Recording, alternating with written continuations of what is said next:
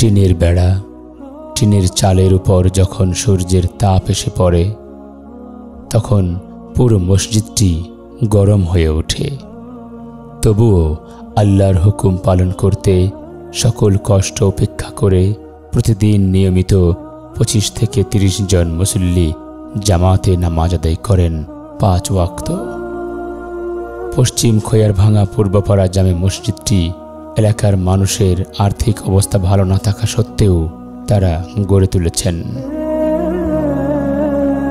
এই মসজিদটি প্রায় 1 বছরের বেশি হলো নির্মাণ করা হয়েছে।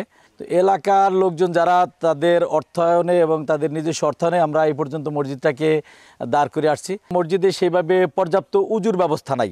একটা টিউবওয়েল আছে এবং পাশে একটা পুকুর গাডলা আছে, কিন্তু পর্যাপ্ত ভালো ব্যবস্থা না থাকায় উজুর খুব কষ্ট হয় এবং পায়খানা এবং প্রস্রাবখানারও ওইভাবে সুব্যবস্থা না থাকায় মুসল্লিদেরকে উজুর জন্য এবং পায়খানা প্রস্রাবের জন্য খুব একটা কষ্ট হয়। 10% জায়গা ওয়াকফ করা হয়েছে। মসজিদ সম্প্রসারণের জন্য যদি আরও জায়গা প্রয়োজন হয় তাহলে এলাকাবাসী মসজিদের জন্য জায়গা দিতে প্রস্তুত আছে। কোনো দাতা গোষ্ঠী বা কোনো সহৃদয়বান ব্যক্তিরা যদি এই মসজিদটাকে উন্নয়নমুখী করে দেয় বা একটা ভবন করে দেয় তাহলে এলাকাবাসীর পক্ষে নামাজ এবং আল্লাহর ইবাদত করা খুব একটা সহজ হবে।